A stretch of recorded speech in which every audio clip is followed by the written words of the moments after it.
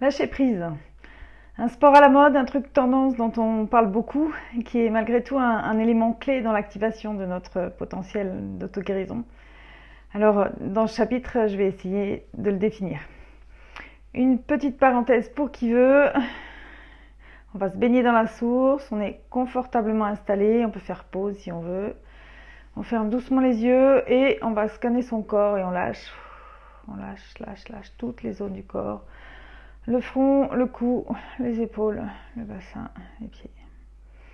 Et donc là, on rentre dans le 4e état de conscience, où juste on est dans le ressenti du corps. Et on active nos astrocytes. Voilà, donc si jamais vous n'avez rien compris à ce que j'ai dit, il faut regarder la vidéo prologue en début de ce livre qui s'appelle Prologue. Alors, je ferme la parenthèse et je reviens à notre sujet, lâcher prise.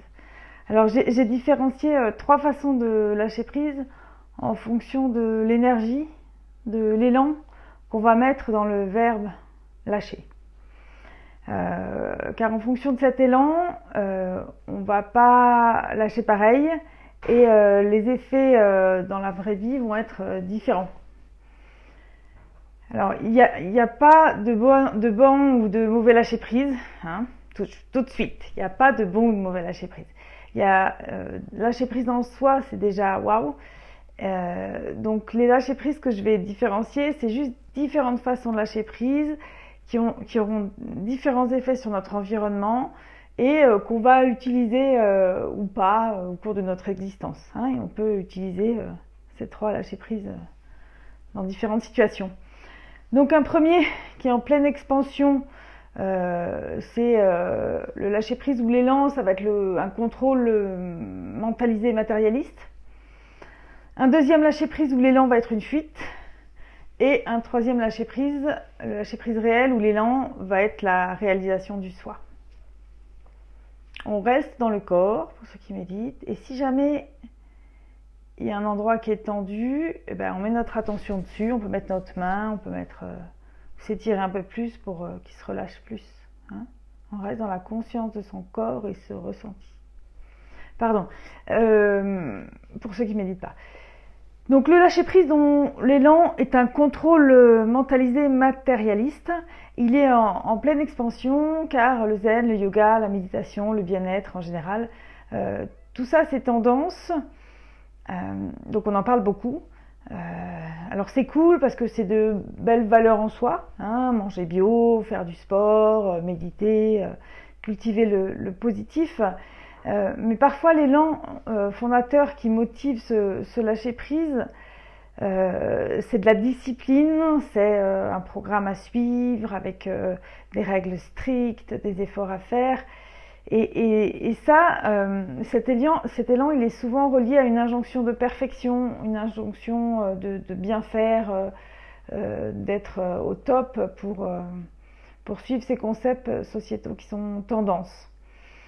Alors, en pratique, ce sont des personnes qu'on va entendre dire oui, je sais, il faut que je lâche, je suis tendue, ou il faudrait que je médite. Hein, voire ah ouais, mais ce que tu me dis là, on me l'a déjà dit, mon thérapeute ou des amis dans l'entourage qui nous veulent du bien. Voire on me l'a déjà dit plein de fois. Donc ça,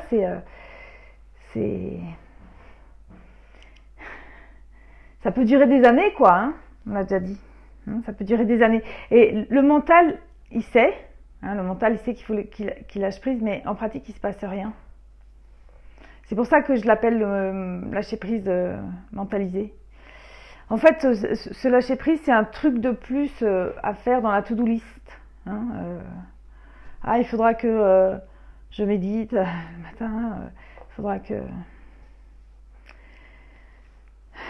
Et c'est tout sauf un lâcher-prise réel, mais souvent, parfois, un contrôle, voire un hyper-contrôle rigide.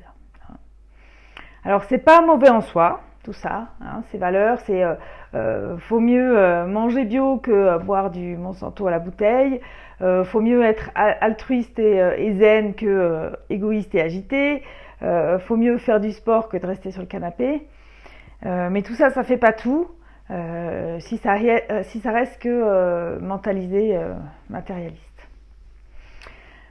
Alors, si jamais on se reconnaît dans cette façon de lâcher prise, on peut se voir sans se rejeter, et après seulement, ça peut changer. C'est notre potentiel d'évolution, il est là. On se voit tel que l'on est, et est-ce qu'on a le désir de changer? Et donc là, l'impulsion, ça va plus être l'élan fondateur, ça va plus être des efforts, ça va être quelque chose qui va venir de l'intérieur. Ça va être une évolution fluide et pas une révolution donc on va tout changer. Voilà pour le premier lâcher prise matérialiste mentalisé. On reste dans le ressenti du corps. On peut même ouvrir les yeux. Ça, c'est le 5e état de conscience. On fait 2 choses à la fois. Non, on fait pas 2 choses à la fois. On fait les choses à partir de soi. Je m'égare encore. Le deuxième lâcher prise, dont l'élan, c'est la fuite. Où là, c'est le cerveau reptilien qui s'active. C'est un cerveau de survie. Et ça, ce lâcher prise là, on l'utilise souvent devant un truc difficile, voire un truc qui nous semble impossible, et on va dire bof, on laisse tomber, ou je m'en fous, faites ce que vous voulez, de toute manière, vous ne comprenez rien, de toute manière, j'y arriverai pas, c'est pas pour moi, de toute manière, ce truc c'est des conneries, ça marche pas, de toute manière, tu veux toujours avoir raison. Et de toute manière, c'est obligé vu les circonstances. Bref, la liste est longue. On va fuir la situation ou le problème, soit parce qu'on n'a pas de solution immédiate, soit parce que l'obstacle nous paraît trop gros, soit parce qu'on ne se sent pas à sa juste place. Et cette façon de lâcher prise qui est reptilienne de survie, la fuite, elle peut être tout à fait salvatrice en urgence. Donc c'est pas à rejeter. Alors en pratique, quand on lâche prise avec cet élan de fuite, on va couper les ponts, on va partir à l'autre bout du monde. On va envoyer balader le travail, le conjoint, la belle-mère, les enfants. Tout le monde va en prendre pour son grade. Et l'élan fondateur donc de ce lâcher prise,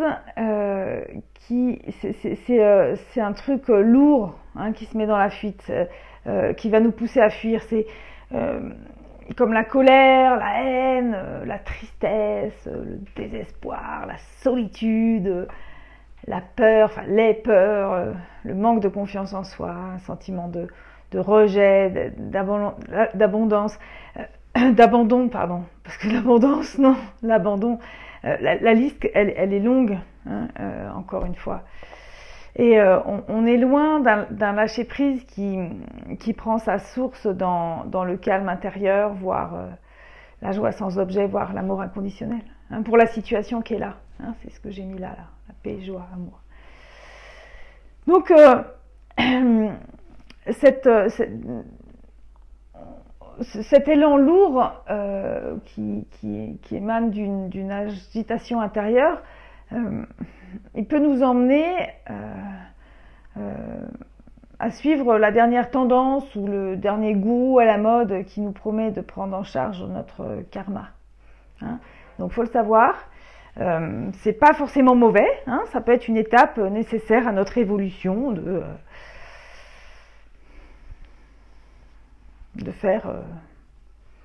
suivre une tendance, voilà. Alors dans cette deuxième groupe de lâcher prise dont l'élan est une fuite, il existe une autre façon de lâcher prise qui correspond donc à une fuite qui va être plus calme. Ça va être de vivre isolé du monde, en dehors du monde réel. Alors de façon autonome, autarcique ou non, ou dans des groupes communautaires qui ont les mêmes valeurs, hein, que ces valeurs soient peace and love ou le pouvoir et l'argent. Hein. En ce moment, ces groupes ils tombent. Souvent, ces systèmes de fonctionnement, ils ont besoin d'un effet tampon compensateur. Hein. Parce que c'est pas un vrai lâcher prise. C'est pas une évolution. Bon, je sais pas si je suis claire. Bref, je reviendrai sûrement. Donc, malheureusement, le truc que l'on fuit dans cette deuxième façon de lâcher prise, tout ce qu'on n'a pas lâché, tout ce qu'on n'a pas dépassé ou transcendé dans la difficulté de notre existence, ça va nous revenir hein, un jour ou l'autre. Alors peut-être après qu'on soit mort, donc c'est pas grave, mais ça nous revient parfois sous une autre forme, souvent amplifiée, et maintenant c'est souvent de façon accélérée et rapide. Hein, avant c'était la génération d'après qui se tapait le karma là. Maintenant on est un peu face à ses responsabilités et le retour il revient rapidement. D'où l'utilité du troisième type de lâcher prise, le lâcher prise réel, qui lui nécessite un vrai travail intérieur, une mise à nu. Hein, et c'est pas, on se promène nu dans les rues, peace and love, on se balade à poil. C'est une mise à nu de notre fonctionnement interne et personnel, qui, pour l'instant, il est ce qu'il est. Et des fois, c'est pas joli. Mais des fois, c'est joli. Mais des fois, c'est pas joli. Voilà, je change de feuille. Nous, on reste dans notre corps. Chut. Pour parler du troisième lâcher-prise, le lâcher-prise réel que l'on pratique sur le chemin qu'on dit spirituel, où on va pouvoir incarner notre plein potentiel d'être humain. C'est là où commence le travail intérieur. Alors, moi, j'aime pas parler de développement personnel, parce qu'on n'a rien à développer, hein, tout est déjà là, mais plutôt de révélation personnelle. Hein, c'est comme un oignon, donc on est un oignon, et on va, dans ce lâcher prise, lâcher des couches en fait, les prises c'est des couches qu'on va lâcher pour révéler le germe à l'intérieur de l'oignon, et ce germe qui va avoir, si on le plante, un potentiel d'élévation et de transformation. Hein, mais avant de se transformer, il faut mettre à nu les couches de l'oignon. Et c'est ça qu'on va devoir lâcher, ces couches. Alors, c'est quoi les couches de l'oignon qu'on va devoir lâcher en pratique? C'est tous les programmes anciens, les fonctionnements reptiliens ou automatiques, la culpabilité, le mensonge. Alors, je ne sais pas si vous avez vu en ce moment, mais le mensonge, ça y va, hein, c'est presque une religion. La jalousie, la comparaison, les peurs, la tristesse, la colère, un souvenir traumatique hein, de notre enfance, de notre passé, de nos ancêtres, un manque, des trucs figés, des vieux programmes de 1930 qu'on utilise toujours. Hein, tout ce qui n'est pas en résonance avec l'essence, la paix, joie et l'amour va devoir être dépassé, transcendé, matricialisé. On va devoir passer au-delà de toutes ces prises, quoi, de tous ces trucs figés. Et avant de pouvoir les dépasser, il va falloir se voir tel que l'on est, encore une fois. Hein. Et c'est ça qui, parfois, peut piquer un peu. Hein, c'est normal, c'est un oignon. On enlève les couches, ça pique. Mais des fois, ça pique pas trop. Hein. C'est l'ego qui va piquer. Hein. Pour révéler le germe, le soi, à l'intérieur. Donc... parce qu'une fois qu'on a lâché prise, une fois qu'on a enlevé cette couche, le truc auquel on s'accrochait, hein, comme on s'accrochait à cette couche-là, à ce dogme, une fois que ça va plus être là, ça va avoir disparu, la vie elle va se mouvoir différemment.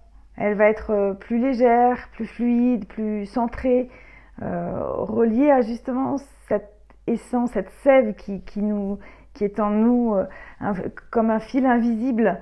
Et à partir de cet état plus libre, on va faire des actes qui auront plus de sens, plus d'humanité, plus de reliance. C'est pour ça que c'est intéressant. Alors, ce qui caractérise cette troisième façon de lâcher prise, cette façon réelle de lâcher prise, c'est un désir profond, intense, singulier, qui est parfois impérieux d'évolution, de sortir d'un enfermement, d'une cage, de se libérer. Et ce désir, il doit être intense parce que des fois, ça pique fort. Et on pleure. Ça pique. Et une fois que le germe, il est là, que les couches de l'oignon sont parties, toutes les couches de l'oignon sont parties, le germe, il est à nu et la vie change. Parce qu'il va pouvoir se révéler. J'aime bien la métaphore, s'épanouir telle une fleur pour en révéler son cœur, ouverture du cœur, ou grandir tel un arbre pour en révéler sa sève. Ça c'est l'archétype féminin et masculin de la puissance et le cœur, l'ouverture du cœur. Et alors, à partir de là, quand le germe est dans la terre et commence à pousser, on vit réellement dans un autre monde qui devient plus vaste, plus grand, plus riche, tout le temps, en permanence. C'est ça ce qu'on appelle la quatrième ou la cinquième dimension. C'est pas de la science-fiction. Le monde, il est toujours le même, mais tu vois plus le même. Les sages disent le monde extérieur est exactement le même, seul ton regard a changé.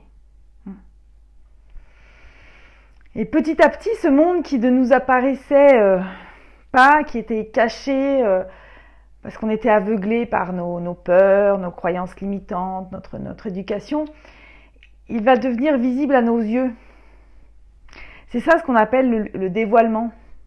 On enlève le voile sur l'invisible. On se voit et on voit le monde tel qu'il est. Et là, après, on s'adapte. C'est ça l'évolution. Et c'est là où le lâcher prise, il est réel, c'est un élément clé du truc.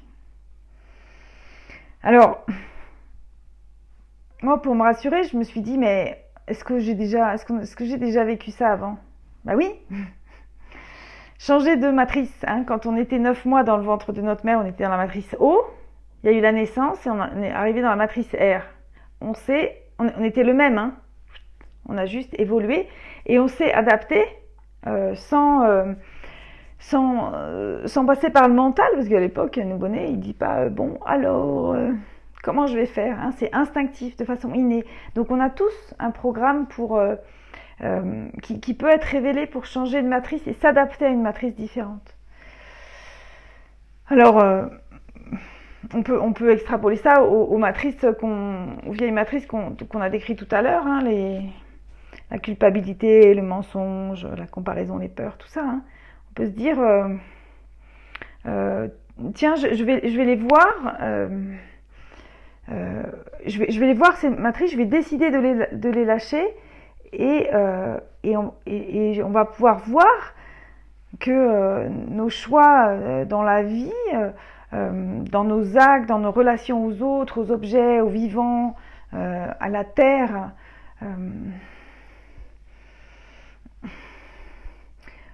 ils vont être spontanément différents, sans qu'on fasse d'efforts ou sans qu'on s'applique de discipline.